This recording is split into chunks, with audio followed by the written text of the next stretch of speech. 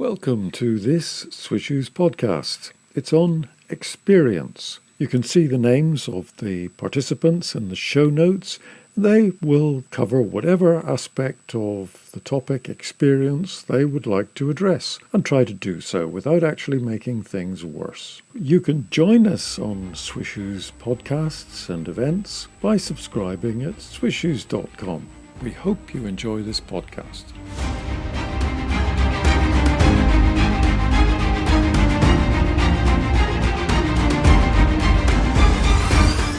Well, I guess all things in balance. Experience is worth a lot, no two ways about it. But so are the academic qualifications and other things that we have to collect along the way. Doing an MBA beyond 40 probably isn't worth it. I did mine just before, and it certainly taught me one or two things, but most I was well aware of by the time I got on the course. But all things in balance. And Fiona was going to come in. Often we would treat it as a credential, where you could maybe reframe it as an engine.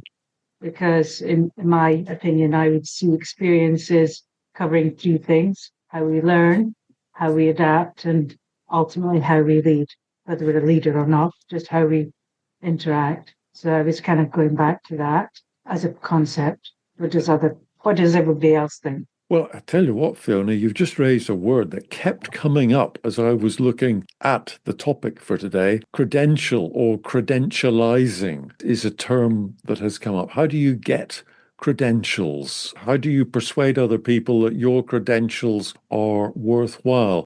People can't see the experience you had. They only have a piece of paper or your word for it. This credential thing, it's a good term to raise. Yes. Well, I guess some of it's being able to talk to it, explain why it's relevant, and also make sure you've well and truly lined your references up so they mention it as well. Yeah, Mariann, you get your hand up. Sorry, I missed you. No problem. I think, both are actually quite important, I would say. Obviously, credentials, because it gives you the, a professional framework and, technical knowledge, or at least you have this sort of background. Where experience comes in is that how do you use it, when you get out in the real world, and how do you actually apply that? Obviously, one thing is a theory, but the real world can be quite messy. And then, your resilience and adaptability and all that will come handy to apply, which then becomes your experience that you can carry on, and that's super valuable if you get into another job, because it actually, shows that you can, adapt to different situations, and then you can solve different types of problems and, refer back to, previous instances. In doing that, Mariann, and then I'll bring in Cameron, who's got his hand up, but in doing that, how easy or difficult is it to give a flavor, to encapsulate the experience from a different company, a different world, something that's unknown to a future employer or a new boss, to translate some of those experiences into something that's relevant to your future in a line on a CV, just to give you a challenge? Yes, and actually this is quite interesting because I was thinking about this, I also, made a lateral move. I didn't just, got promoted, but also made lateral moves. I joined a different industry. And then, you have some of the frameworks and some of the experiences that you had, you can apply and transfer them then to your new industry and new environment. And that's where actually, I think it's super interesting is your judgment, your experience, you're trusting yourself as well with the experience because you've gone through it before. And then you understand, that you can trust yourself to be able to solve, even if in a different environment, similar situations or problems. Yeah, I think as we go through, it would be interesting to hear from you and others how you credentialize that so that you're confident that you can do the job, assuming you don't have imposter syndrome, but you want to persuade others, maybe people who are going to work for you, maybe someone you're applying to do the job, someone you're applying to, an interviewer, and you have to persuade them that something from a completely different industry, different company, different culture, is somehow or other relevant to this new future. So I'll go to Cameron, and then other people might like to come back to Mariann on that really interesting area that you've raised. Thanks. Cameron.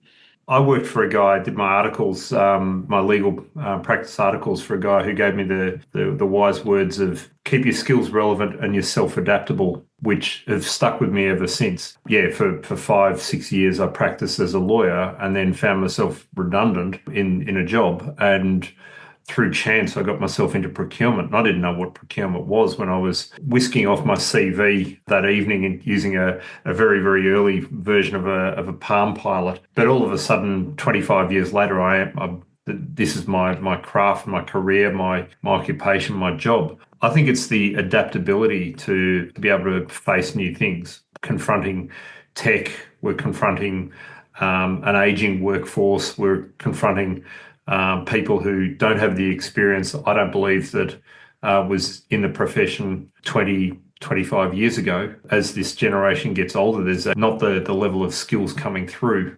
some of the junior talent, because there hasn't been that investment in those people as there was in me and my professional development earlier on. So I think it's incumbent upon us, if we want our careers and our legacy and what we're known for and what we can pass on to be relevant, we have to impart our skills while we've still got the jobs to be able to do that and the influence that we have over more junior colleagues. I'd like to come straight back, Cameron, on that one, because something you said landed with a very loud thump in my head. No, I have that habit, don't I? And that is that I think you said that the experience that we're giving people, that companies give people these days, is not as effective or challenging or as good as it used to be. I have to say that is my experience, but of course it's an experience of one person in one company. I'd love to know if other people feel that. So can I just pick up on that? Yeah, please. I've got a colleague in my team who's about the same age as me. She's been doing procurement for 15 years. She knows it backwards. I can give her stuff, and she's a self-starter, and she just knows her way through it because she was properly coached and guided. I've got a very bright, exuberant guy who was born when I was in third year of university. So he's a fair bit younger than me. His first idea is, how can I make a tool work for me? How can I make a complex task a lot simpler, a lot more efficient by using the tool that I have, which I've got no problem with whatsoever. If you can create some efficiency, that's what we're trained to do implicitly in our job, whether it be commercial, contractual, legal, risk, efficiency, whatever. But my problem with that is that Ord, the older, more experienced colleague, knows the start, the beginning, and the end, the input, the process, the output, so that the use of the technology or the use of the tool or the use of the supplement is well known, so you know what the answer is likely to be. Whereas the more junior colleague has been known to not rush things through, but not understand the input, process, output part of it, to expect to know what the answer is. Therefore, is left kind of scrambling for the solution, whether the solution fits the technology and whether it's right, or the process, and ultimately whether the answer is right. You're raising a fascinating area, but I'm not quite sure I picked it up fully. I thought you were going down the track of the youth is more reductionist rather than holistic and systems thinking. And then I thought maybe you're saying that they're not qualified to judge whether the outcome from a tool is the right outcome. They just accept it because it's an outcome. Yeah. So if you don't know what the process is, if you don't know how to do long division, for example, then putting those numbers into a calculator, you may not know whether the outcome is correct. Case in point, he presented a benchmarking study to our CPO, and he was reliant too much on the technology and didn't understand that the decimal point was in the wrong place. Therefore, it was inflating the answer by 10 times. I knew it. CPO knew it. He didn't know it because he wasn't looking for what the outcome should be by working through the problem in logically and a too heavy reliance upon the technology to find the solution. So it's going into solution mode without understanding the process. It's a bit like reading a contract to understand the elements of a contract and how it all fits together, so that the pricing, whether the solution fits the technology. The pricing, whether the solution fits the technology, and whether it's right or the process. So it's going into solution mode without understanding the elements of a contract and how it all fits together, so that the pricing, whether the solution fits the technology. The pricing, whether the solution fits the technology, and whether it's right or the process. So it's going into solution mode without understanding the elements of a contract and how it all fits together, so that the pricing, and the risk and other elements of it are understood. That was good, Cameron. I've always been quite lucky in my early career in having bosses who were filtering out those sort of errors before I presented them to a too high a level. I'll go to Corrado and then Marc. Corrado. Yeah, building a little bit on what Cameron just said, and I guess that what is really crucial is the experience, but the experience also to capture the context. And then if we would just try to figure out what are the struggles that we have today with artificial intelligence, is that today artificial intelligence is not able to capture at all the culture or anyhow the context where things are discussed or taken. One of the good example, I guess, that is, I work in technology, and then all the time that I meet vendors or candidates or possible solutions that are proposed to us, there is always a gap between what is communicated by the sales and then the guy that are in the marketing area, that they are very flexible and able to study and then understand what is the context and where and why we have just contacted them to receive an offer about the technology that they have to sell. There is also sometimes, many times, when we decide, we also see there is a gap between the technical implementation is very much different from what the sales department or then the sales team just proposed to us, right? Marc. Almost everything has been said already, right? So I'm talking here now or sharing my experience from a consulting background. So what I see a lot of good things coming from less experienced team members and colleagues. But it really starts with the tool and the methodology. And I do miss a bit really getting into the details and into the weeds of any particular subject, right? The younger generation seems to go very broad, but also comes very quickly to me or others more experienced people to ask then the right deep questions or not considering them at all. So I do see the sentiment here, what you said, Cameron, and also Corrado, is where's the natural appetite to really go deep into any kind of subject, or whatever the subject is, they need to develop the experience on. AI is a super accelerator for them, right? But I think somebody already mentioned, I think it was you, Cameron, or I think it's the general sentiment in the group here, is like by the automation of rather manual and mundane tasks is like, how do they get the experience to understand things from the bottom, right? And how to create that foundation of the younger generation to build that experience what we have, right? So that will be my thoughts and experience on the topic. And Cameron on the AI comment here. I have seen huge improvements over the last 6 to 9 months in the way how AI responds, right, to any kind of queries. And Corrado, you said, no, it was you, Bill. Somebody made a very long prompt or request into AI. That's, from my experience, that is indeed a bit risky. I rather have a dialogue with AI, especially using Claude. I think you get a lot of prompts back in terms of like, what's next, right? What else would you like to know, right? And I think it's more dialogue based, leads to better outcomes, at least for me at the moment. My colleague at lunch was also saying how good Claude was at challenging, or to use AI speak, at putting pressure on your arguments, whereas ChatGPT and others are less good at that. Yeah. And maybe that is relevant to the way in which younger recruits come through a company and get experience or not, as the case may be. This is an interesting area, this whole thing about how young people learning in the job can get enough breadth. And we can go on later then to talk about older people in a company using their experience and being relevant to others, and maybe trying to show they're relevant to younger people. Mariann.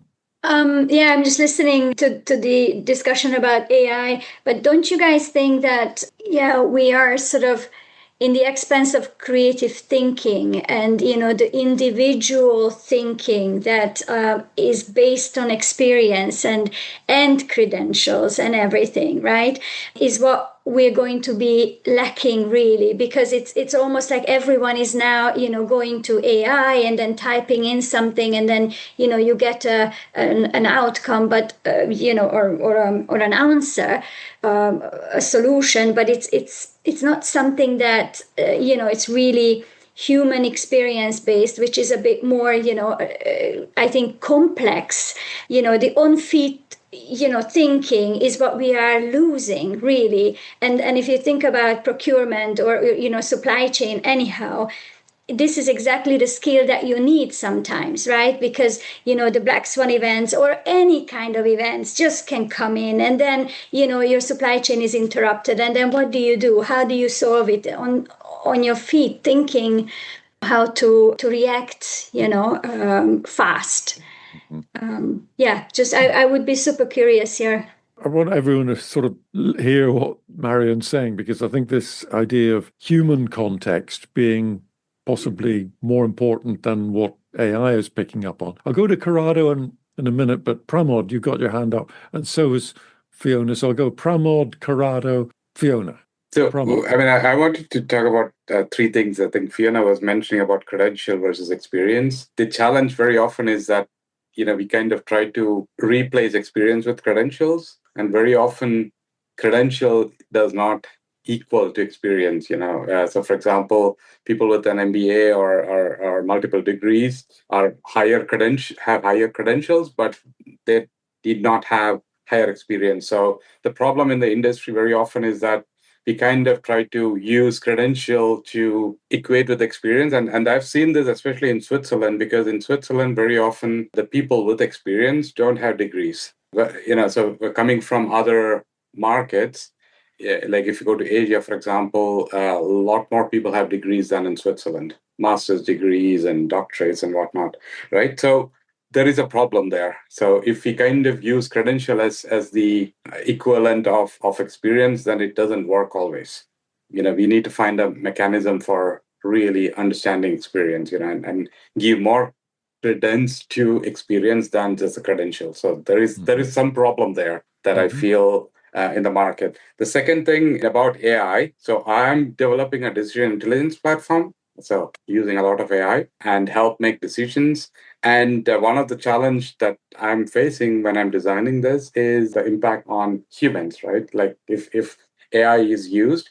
So couple of interesting things. One of them is that when AI is used, the people who actually atrophy most are people with experience, because people with experience basically tend to trust AI much faster than people without experience. They don't really read through all the chain of thought and all the stuff. So in a lot of experiments, because this is a non-problem, and there have been a lot of experiments out there, and they found that people with experience always overtrust AI and then end up making mistakes a lot more than people without experience. A couple of studies that I have read goes in that direction. So there was this famous accident that happened, right, of an Air France flight from Brazil to France, Paris, which basically crashed in the Atlantic. And the reason was this. Basically, the experienced pilots basically overtrusted the system without challenging too much. That's very interesting thing to keep in mind when you think about experience in terms of AI. So experience doesn't necessarily protect us from making mistakes. The other thing, while I'm building my decision intelligence platform, one of the things that I'm trying to do is how to prevent this from happening, and how to help junior people, who start in a company, because how do they learn about each decision that is being made?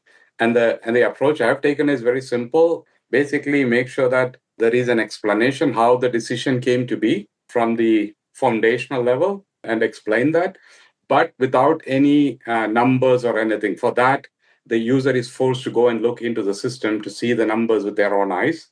Rest of it, you can put it into a memo or something, but rest of, the actual numbers and so on, because that forces people to use their brain muscles to kind of practice, how these things happened. And I'm kind of trying to offer that to anyone who's like young people coming in, because unlike in the past, in the current version of reality and in the near future. All the stuff like, what we probably did when we started our career, creating reports or preparing slides, all that is going to be done by AI. So there won't be that work for young people to start learning the nitty-gritties of any function. So the only Pramod, your last point, I think people will pick up quite quickly on, which is, look into the process by which a decision was made or a conclusion is reached in order to understand the process, the logic that goes into it before accepting it, I guess. But the second point, the one that actually experience can blind you to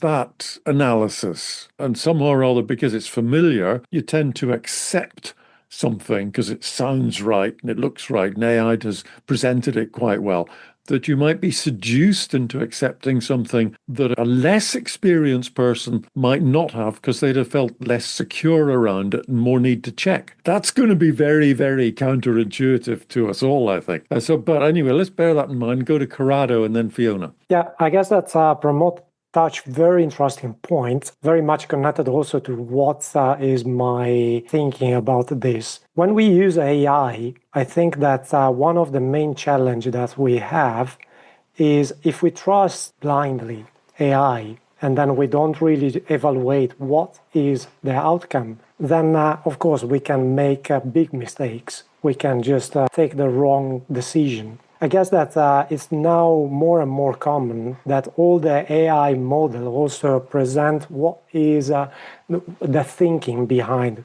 what are the different sources that they use, the references, and then also what is the process that they elaborated. It happened to me because I use AI, especially when I have big challenges or things that I would like to accelerate a little bit as a discussion. I have the feeling that if I don't really evaluate, then the result will be a little bit like, I don't know if you have ever experienced this, just to make a presentation based on a deck that was prepared by somebody else.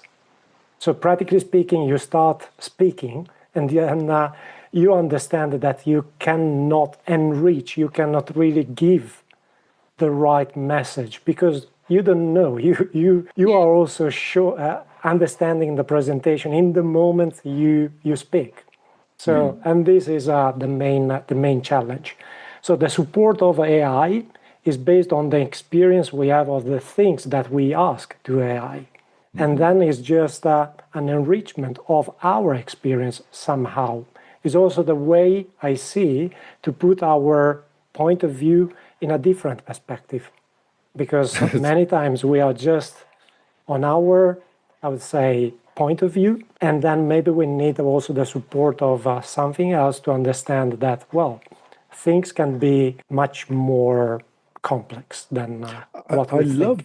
I love the analogy, Corrado. If I understood it correctly, I'm going to repeat it back to you to see if I've understood it correctly. Using AI to understand something could be a little bit like using somebody else's PowerPoint presentation to make a presentation. And it's only when you're on the third panel that you realize, I really don't know what's going on here or how he came to this conclusion. Is that because all of us have had that experience, and it's something that after doing it once or twice, you would never ever do it again. Never use somebody else's presentation. And that seems to be a fairly great analogy for using AI inappropriately. Love it. Thank you. Yeah. Fiona. I'll come back to AI in a moment, if that's okay. It was coming back to the experience and credentials. So just to clarify, in case it was misunderstood earlier, in my mind, people associate experience with credentials. My message was I don't associate it with credentials. It's a factor to be aware of. However, I'm associating more as your engine. So how do you react to the context or the content? What's your, if you like, we collect the experience, and how do you convert that collection of the experience? So that's why I came with the experience is a combination of how we learn, how we adapt, and then how we lead. And sharing that in the context, I think earlier on you were mentioning CVs or resumes. I would say that is successfully demonstrated when you get the opportunity to do, you could say, case studies or a STAR or a SOAR example, where you're to the point of an experience, an activity, that happened to you personally that you would convert into the opportunity of the audience that would then demonstrate what your situation was, if we take the star, what the task was, the actions you took and the results. And the extra context, you could say, it gives more of a plus is your skills and values that you demonstrated through that. And I feel for the younger people coming into whichever profession, because the experience they have is limited in that their life experience is limited. So it is a valid question to think of how, as leaders, you can bring younger people on to get this. And I'm going to come to the AI, the critical thinking, because the one thing that I would take away from AI as an encouragement, AI, I take it as it teaches us what it is to be human, because AI does not have the relationships, doesn't have the human dimension, doesn't have this, if you like, the critical thinking and the context. So yes, you can have the chat and you can extend yourself in a relationship, if you like, with a chat bot where it grows and learns your preferences or experiences and regurgitates an answer. But the marker of the human is that you take, coming back to Corrado, the presentation or the output and you put it in context, because AI will give what you've put into it. So if you take the question, what is experience? AI will give you an answer, maybe in context with the first AI exchange you've had or with a long-term relationship that you've had with that AI, because it's already understood the preferences, but it's taking in what humans are putting in. So our differentiator for me is how we're building. We're human. AI isn't human. How we build and continue to build those relationships, how we see the bigger picture. So you could say the context, and how we fix the organizational cracks in a business and then help holding the projects together. So AI should always be challenged. AI can challenge us. I can't comment on Claude and the comment that was made earlier, but I think that what we are bringing to the table, AI is bringing to the table the data engine, if you like, managing big data, giving us good conclusions based on the inputs, but we as humans are the differentiator that says, how valid is that? And that comes back to our experience, pattern recognition, how we learn from what we experience, or how we consume and convert that consumption of our experience into valuable outputs, if you like, and onward leadership and development. Thank you, Fiona. That's nicely wrapped up and packaged. Thank you. Marc. Yeah, it's really nicely wrapped up. I was just thinking what has been said earlier around the human interaction and when and how to react to complex decision-making processes, things like that, right? And consultants tend to, put everything down in a playbook, right? And follow that guideline and things like that. But that's only one part of the whole equation to make these processes with huge human interaction actually feasible, right? And I think again, a lot has been said. It's really about the human component. And even if you have a playbook, right, it doesn't really mirror your experience that you say the relevant points in critical meetings, that you do the right data requests and discuss in project status meetings, the right topics at the right time, because that only comes with experience, right? And this is not something where at the moment I see any tool. It can be helpful to, give you the right prompts in terms of like, consider this, consider this, consider this. But decisions are still being made largely by humans, right? I think that will stick for quite a while, I hope. I wouldn't trust any AI to do decision making. It's a good accelerator. I'm amazed by the output, and I think, Bill, if you can remember, I had a very careful stance towards AI about a year, something like that ago, on one of your previous sessions. But it's very helpful, but it also leaves us time for more human interaction, I believe, and that's actually great. Well, that's an interesting one. AI gives you more time for human interaction.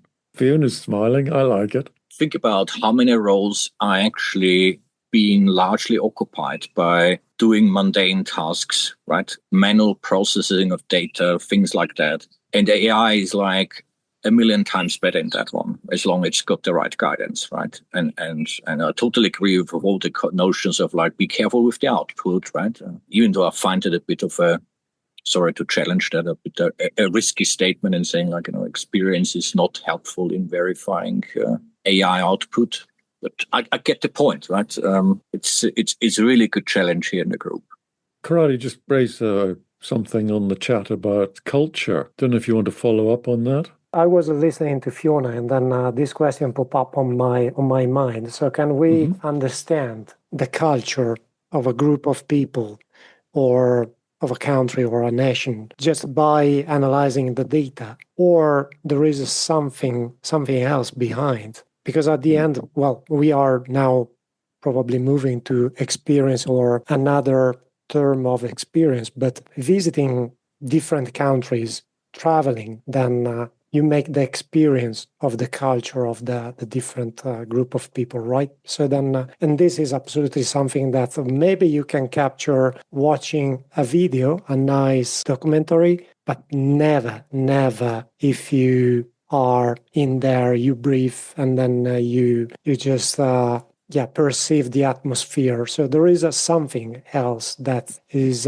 very, very important to be captured. You could say human. Yeah. So for me, it's sorry, Mariann, I'll be brief. It's very much the human interaction. So some of it we're doing, we all know each other because we've been on this call to an extent. But if we go into a restaurant or physically meet each other face to face, then we have another dimension. So my opinion is this is all solidifying the human element and the marriage, if you like, or relationship that will continue, that is complements AI. So it's not AI in exclusion, it's AI in collaboration, if you like, or in a relationship with the humans, and the humans really continuing on the culture and the human element and the relationship. For me, Mariann, sorry. Exactly. I think we're pretty much talking about the same thing, this human element and sensing the emotion, sensing the energy, and you're preparing the data, obviously in AI, and then that sort of spits out a response. But where is the sensing of the culture, sensing on the energy behind that, right? And understanding that really. I think, this is what is potentially lacking. And then, back to Marc, as he was talking again about AI, and just one thing popped into my mind that the other day I had a conversation with someone who's actually writing programs and programming with AIs and using different agents to do that. And I asked the question, how do you control? How do you control what the different agents are actually programming? He said he can't anymore. There is just no way to really get down to the nitty gritty. Things are just too fast, and AI is just too fast for it. Begs the question, where is that human control element, and do we really trust this sort of artificial intelligence to think for us, and where is the heart of it all? And that's where the governance, in my mind, is key. Correct. So when we first talking about AI, it's all about the security, the integrity, but then fundamentally the governance and the framework you set. And I understand AI is multiplying itself, but I think the governance is where the smart people are in the different structures right now to do with in the different organizations. Looking around the room, you're all experienced. If you want to change career, and a lot of people do these days, they don't want to live out their career in one job, even if they change companies. They want to move from one function to another, or they want to move from being a lawyer to being in procurement, Cameron, for instance, or they want to become a non-executive director of another company or companies. One colleague wants to get into being an angel investor. How do you gather your experiences together and make them relevant to different situations, persuade other people that they're relevant, and launch yourself into new areas? How do you use past experience, rebrand it, and make another start? Cameron? For me, it's about relatability.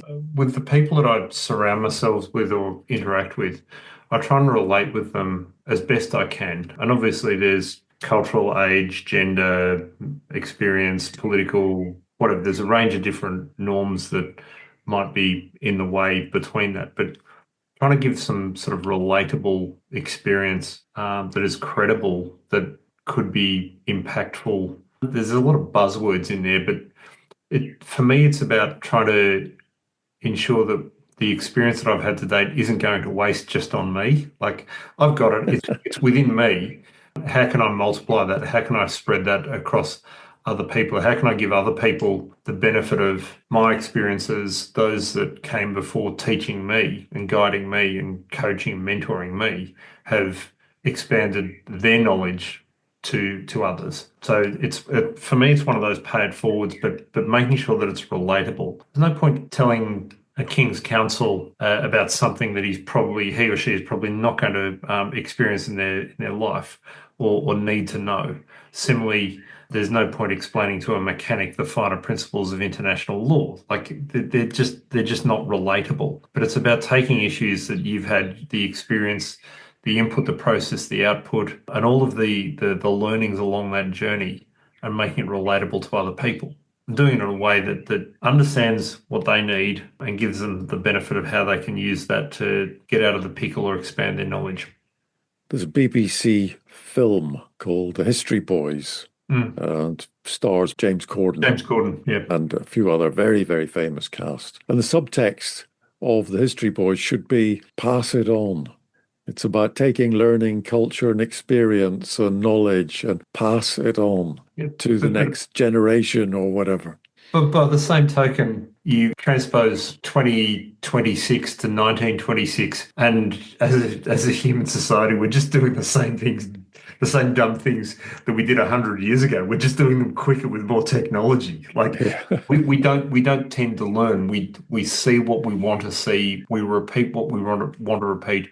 We also ignore what we want to ignore. But I think it's incumbent upon everyone for their legacy and the people that they want to coach and guide to give others the opportunity to not screw it up for the rest of society into the future. Someone had their hand up, but they've put it down. I've forgotten who it was. It was me. Oh, right. Sorry, Mariann. Yeah, no problem. So back to sort of, the experience and what you've gone through, right, in your life and in your professional life. You gained a lot of, technical skills, you gained a lot of experience, but also you got to know yourself a lot more, who you really are in essence. And are you adaptable? Are you easily, open to change? And I think that's what you really apply when you are changing direction, in your career as well. And then if you talk about, the younger generation, and I'm looking at also my daughter, who is just finishing high school, going into university, and how do I sort of prepare her? And to be honest, as a parent, I think it really applies also the professional environment, because you can tell your child, you should not do this, you should do it like that. Will they listen? Not really, right? They will experience it on their own, and they will go through, different experiences, and then that will really teach them and will give them that firm sort of experience that then they can take and apply to different situations later on. Okay, Mariann, you've raised the parent-child thing. It could be teacher-pupil, it could be senior manager, junior person. And we all know the look in the eye of that junior person, that pupil, that child, which is, what do you know? You're old and fuddy-duddy. What tools and techniques and tricks or silence or whatever, how do you persuade somebody, and you're doing it for their own good, something you'd like them to understand? You're not telling them what to do. How do you help someone to see something, to realize something, to get behind something and understand it so that they can make a better decision when they perhaps look at you and decide that you're in a different generation and what you have is not relevant to them? I think it's really, comes down to coaching and doing it together, and then just sort of walk them through, the scenario or what you'd like them to do. And then, in such a way that they actually come to a conclusion at the end of it, right, for themselves. Because if you just give them and do it for them, it's not going to help. I think you have to coach them through, maybe have some checkpoints, and then, help them and guide them through the experience itself. I think that's the best way to do it. We're coming up to the close now, but Doug, I have to ask you to come in on this one. Well, I've enjoyed hearing what people have to say. So it seems that we still have something of use to offer our organizations, which seems to be accumulated wisdom. Lots of us are embracing AI to varying degrees. Certainly in my organization, I would say we were deliberately slow. We wanted to see what other people were doing, but we're loving the results we've got where we have chosen to apply it. We're keeping a track of where we choose not to, because we just don't think the tools are ready yet. But who knows? In 6 months, they might be. In a year or 2 years, they might be. Doug, I went to you because we know each other, and I do know that you have a number of careers behind you and current. Well, I'm the ex-soldier, the ex-policeman, and a part-time minister. So And so I was wondering if you might like to respond to Mariann's thinking about how you help the next generation to make the right decisions without putting them off. So I'm not sure I disagreed with Mariann at all. I think from my perspective, it's about sharing what you have to offer, but at the end of the day, it's their choice. It's the same when I'm sitting with a patient in the hospital who's dying. I can offer them a lot, but they have to choose to embrace it themselves if they want to. And if they don't, that's okay. We're coming up to the time. We never run over. Anyone else like to say something? We're coming up to the final time. As I said, I will try and see if there's a podcast in it, and we'll see where we get to. Otherwise, any final comments from anyone? Oh, by the way, 2nd of July, as I said, we're going to do one on hive mind, how decisions arise in a company that are not actually taken by people.